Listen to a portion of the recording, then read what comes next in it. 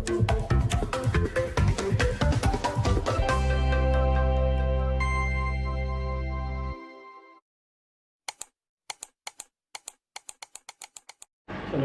warahmatullahi wabarakatuh. Ya Rabbi Nabi Mustafa Rasulullah sallallahu alaihi wasallam wa ikhwanihi min nabiyyin wal mursalin wa kulli sahabatil muqarrabin tabi'in wa tabi'in wa ila hadrati jami'i masyayikhina wa ila khususan ila hadrati Syekh Karim wa Syekh Nasruddin wa Syekh wajib masyayikhina وإلى حضرة الإمام الحافظ أحمد بن علي بن حجر الأسقلاني شهد له الفاتحة.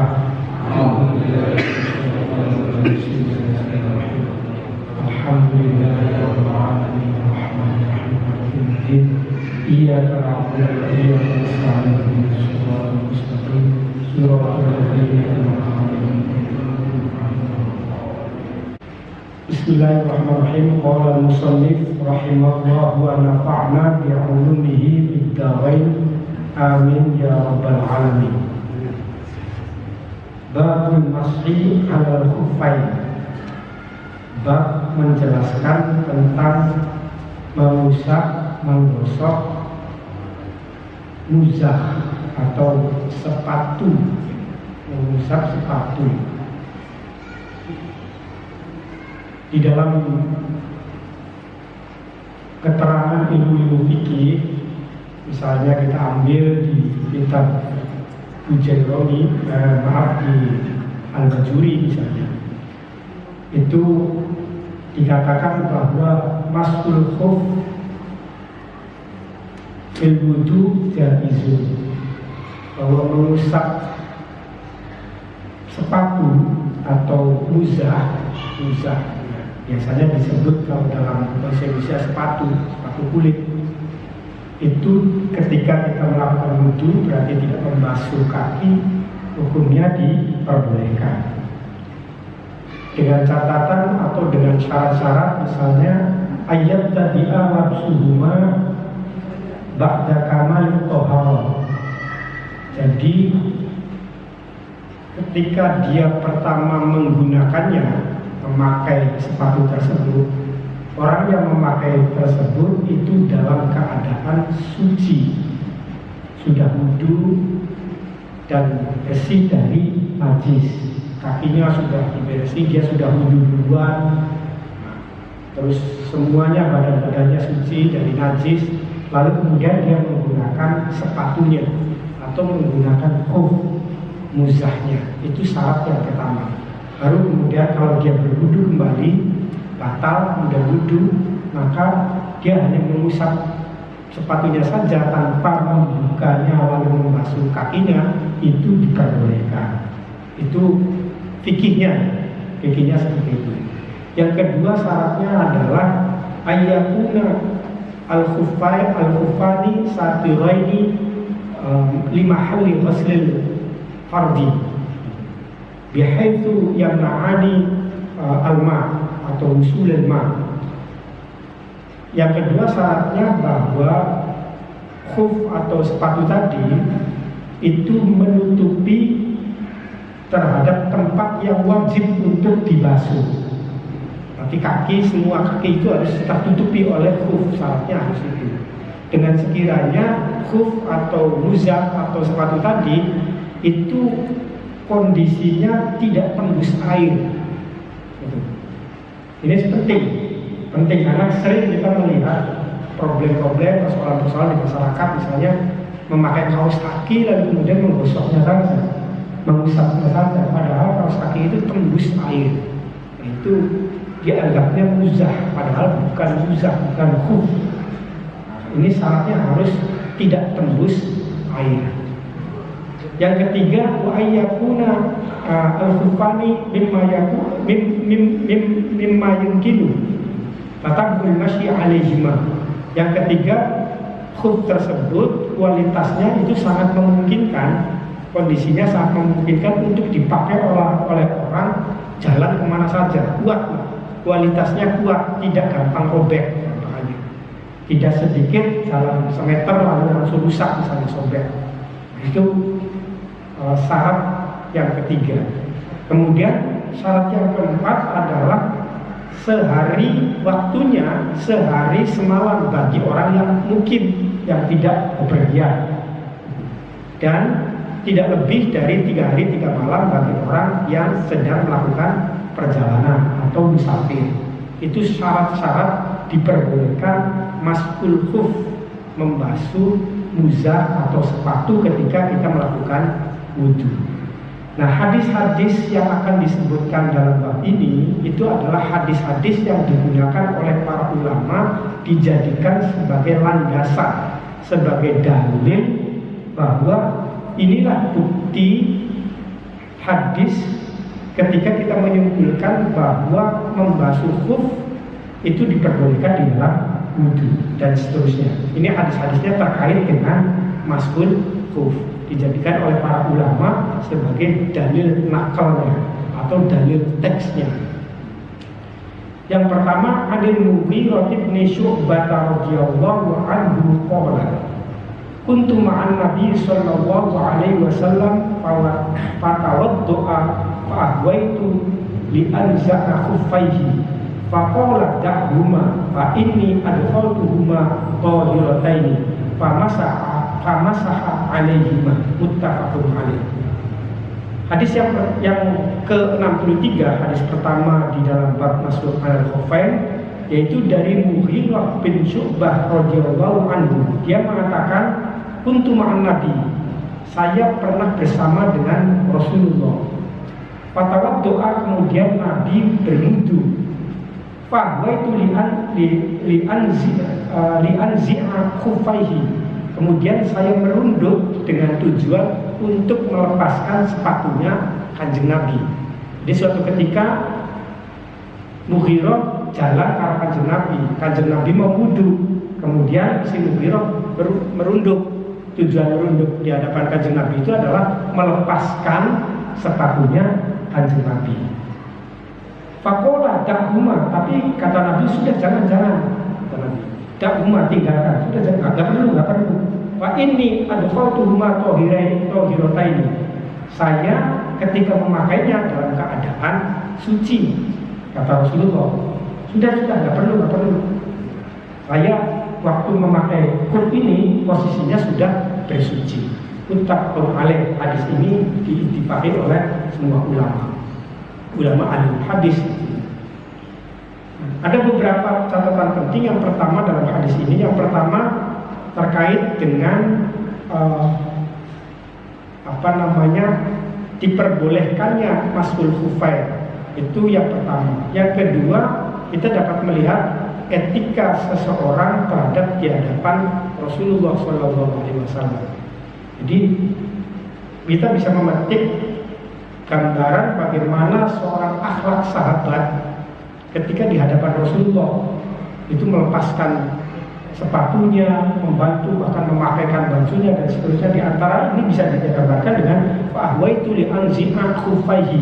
Dia merunduk untuk melepaskan sepatunya. Jadi ketika ada seorang santri misalnya di pesantren dan kemudian memindahkan memberesi sepatu kiainya atau sandalnya kiainya, kemudian merunduk ketika kiainya itu lewat di hadapannya, itu sebenarnya tergambarkan sudah menjadi bagian dari apa yang sudah dilakukan oleh para sahabat Rasulullah SAW. Itu adalah akhlak adab. Adabnya para sahabat dulu juga begitu. Ketika Nabi mewudu langsung dilepaskan sepatunya dan lain sebagainya. Itu sangat penghormatannya luar biasa. Jadi ini bisa dipetik dari salah satu hadis ini. Yang kedua terkait dengan hukum fikihnya, ya tadi soal masuk alal khuffain, bahwa Nabi tidak mau dilepaskan karena posisinya dia sudah suci, sehingga dia hanya famasaha alaihima. Kemudian beliau hanya mengusapkan muzahnya saja untuk bersuci. Jadi wudu bagaimana biasa, lalu kemudian giliran membasuh kakinya itu hanya diusapkan saja. Itu catatan dari hadis yang ke-63. walil arba'atu anhu illa Nasa'i anna Nabiy sallallahu alaihi wasallam masaha a'lal khuffi wa asfalahu wa fi isnadihi dha'fun. Sementara bagi 4 imam kecuali Imam Nasa'i mengatakan bahwa anna Nabiy sallallahu alaihi wasallam masaha a'lal khuff.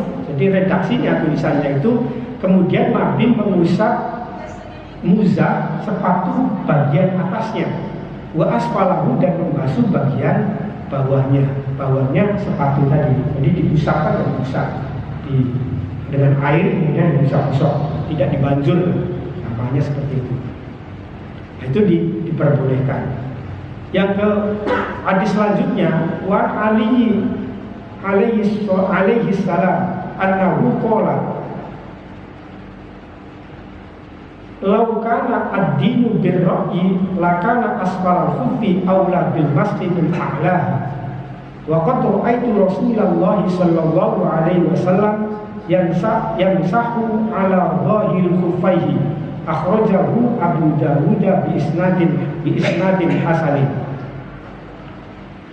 Hadis berikutnya dari Ali alaihi salam annahu qala, dia menyatakan laukana ad-dinu bir-ra'yi, kalau agama itu hanya berdasarkan pada logika saja, kepada akal saja, lakana asfalul khuffi aula bil masjid min a'la, maka membasuh atau mengusap bagian bawah sepatu, bagian bawah muza itu mestinya lebih utama ketimbang dengan membasuh atau mengusap bagian atas sepatu.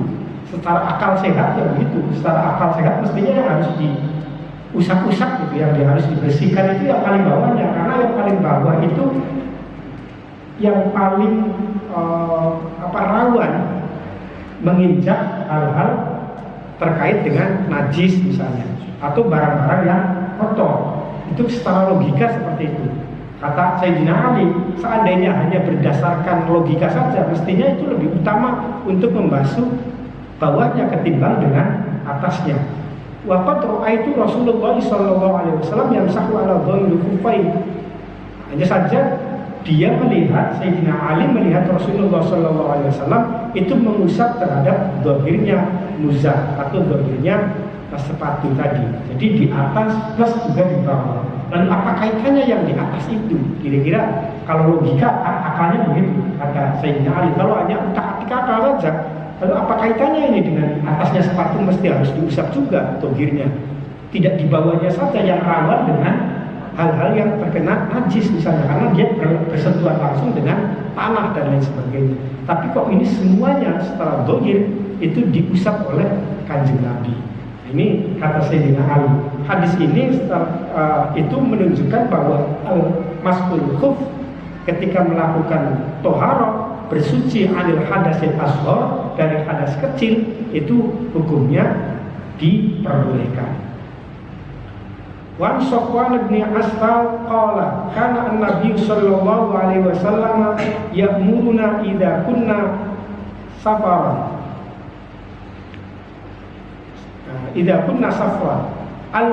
alla nanza'a kufana thalathata ayyamin wa layaliyahunna illa min janabatin walakin min ghaitin wa baulin wa naumin akhrajahu an-Nasa'i wa Tirmidzi wa lafdhu lahu wa Ibnu Huzaimah wa sahhahahu. Hadis berikutnya dari Safwan bin Asal, dia mengatakan karena an-nabi yaquluna, Nabi memerintahkan kepada kita, idza kunna safar, kalau kita dalam keadaan bepergian, dalam keadaan di perjalanan, Allah yang zi'a khufana, kita tidak diperbolehkan untuk melepaskan kedua sepatu kita. Tidak diperbolehkan melepaskan, tidak perlu melepaskan kedua muzah kita. Salah kata ayamin selama 3 hari walayalihinna, dan selama 3 malam. Berarti 3 hari 3 malam. Selama 3 hari 3 malam Nabi menganjurkan untuk tidak melepaskan sepatunya kalau kita posisinya dalam keadaan bepergian. Illa min janabatin walakin min gha'itin wa baulin, karena dengan tujuan kita mau buang air besar, mau kencing dan mau tidur. Jadi kalau hanya sekedar kita mau buang air besar, kalau kita hanya tujuan sekedar mau kencing atau mau tidur, itu kata Kanjeng Nabi, posisi kita dalam keadaan bepergian tidak perlu kita melepaskan muzahnya atau sepatunya. Illa min janabatin, kecuali karena junub. Ini artinya apa? Artinya kalau misalnya kita bepergian lalu kemudian wudu, kita kencing, maka dengan otomatis berarti wudu kita batal. Dengan otomatis wudu kita batal. Dengan begitu, karena kita batal karena kencing tadi, maka kemudian kita wudu, itu tidak perlu kita membuka terhadap sepatu itu. Jadi kita cukup bersihkan, misalnya terkena najis kita bersihkan, kita basuh, kita basuh sampai bersih, yang kemudian ketika kita berwudu cukup kita mengusapkannya. Nah, itu maksud dari hadis ini. Kecuali kalau persoalannya adalah junub, hadas besar, haid masuk juga ini, maka dia harus melepaskan sepatunya ketika dia mau bersuci dari hadas besar. Kalau dia mau mandi untuk menghilangkan hadas besar, mandi untuk junub, maka sepatunya harus dilepas. Nah, sepatunya bukan sembarang sepatu ya, tapi sepatu yang tidak tembus terhadap air, yang kulit, sepatu kulit namanya. Karena jadi cerita menarik itu kemarin waktu rame-rame di Jakarta itu, ada teman saya kemudian kebetulan ada orang perempuan yang kemudian sedang berwudu dengan pakainya kaos kaki aja, mengusap-usap. Betul, di sampingnya teman saya juga dia paham fikih. Lalu kemudian dia kasih tahu sambil di video, Mbak, cara membasuhnya itu kok pakai kayak khuf aja, dia kan bukan khuf, dia tembus air, dilepas dong kaos kakinya. Ternyata banyak orang yang kemudian di sana tidak mengerti dengan bagaimana syarat-syarat ketika melakukan pembasuhan atau maskul khuf. Jadi anggapnya itu khuf semua, kaos kaki padahal enggak. Itu ada persyaratan-persyaratannya ketika kita mau melakukan pembasuhan terhadap khuf. Itu dalam pandangan fikih. Wa an Ali bin Abi Thalib radhiyallahu anhu qala ja'ala Rasulullah sallallahu alaihi wasallam thalathata ayyamin wa layalihinna lil musafir wa yawman wa laylatan lil muqimi yakni fil masyi 'ala al khuffain, akhrajahu Muslim. Dari Ali bin Abi Thalib radhiyallahu anhu, dia mengatakan Rasulullah menetapkan 3 hari 3 malam bagi musafir, wa yauman wa lailatan, dan sehari semalam lil mukim, bagi orang yang tidak bepergian, berada di rumah, yakni fil masyi 'alal khufan, yakni dalam persoalan diperbolehkannya mengusap sepatu ketika melakukan wudu. Akhrajahu Muslimun. Hadis ini dikeluarkan oleh Imam Muslim. Maksudnya bahwa Nabi itu memberikan ketetapan kalau kamu sebagai orang yang mukim, maka boleh ketika berwudu cukup mengusap khuf dengan catatan tidak lebih dari sehari semalam. Kalau sudah sehari semalam berarti khufnya harus dicopot. Tapi bagi musafir, kalau musafir itu 3 hari 3 malam. Wa an Thawbana radhiyallahu anhu qala ba'atha Rasulullah sallallahu alaihi wasallam sariyatan fa amarahum ayyamsahu 'alal asaib, yakni al-amamim wat tasahina, yakni al-khifaf. Rawahu Ahmad wa Abu Dawud wa sahahahu al-Hakim. Dari Thawban radhiyallahu anhu, dia mengatakan ba'atha Rasulullah sallallahu alaihi wasallam sariyatan. Rasulullah pernah mengutus seorang sahabat yang namanya Sariyah. Fa amarahum ayyamsahu 'alal asaib. Kemudian Rasulullah pernah memerintahkan Sariyah maksudnya kelompok sahabat. Fa'amarahum ayyam sahu alal asoib, kemudian memerintahkan mereka saya ayyam sahu alal asoib untuk mengusap asoib, yakni al-amaib, yakni maksudnya adalah asoib itu sorban, jadi mengusap sorbannya. Ini baru lagi, tidak khufai tapi sorbannya, ketika misalnya diselendangkan mengusap kepala bisa jadi dengan mengusap sorbannya saja. Ini ada nanti di dalam fikih itu pendapat ulama yang ketika menggunakan sorban maka cukup kita usapkan saja dengan sorbannya, tidak kemudian harus dilepas lalu kemudian ditempelkan ke rambutnya misalnya di kepalanya. Itu nanti ada. Ya maklum, jangan hanya saja fikih dari sini kemudian memunculkan khilaful ulama. Wa tasahin yakni al-khifafa dan khafafin yakni khifaf, maksudnya adalah khuf, jadi boleh menyerbeti sorban, dan juga tasahin menyerbet atau mengusap tasahin. Yang dimaksud tasahin adalah muzah, kufan itu ya tadi muzah, dua muzah itu, muzah kanan dan muzah kaki, atau dua sepatu kanan dan sepatu kiri, kanan dan kirinya. Itu yang dimaksud dengan tasahin. Al-amaim, asoib yang dimaksud adalah amaim atau surban, yang dimaksud tasahin itu adalah khufan atau muzah, dua muzah.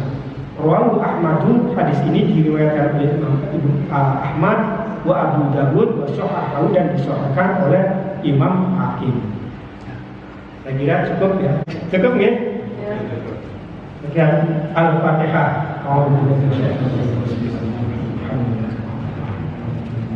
Iya kan, iya.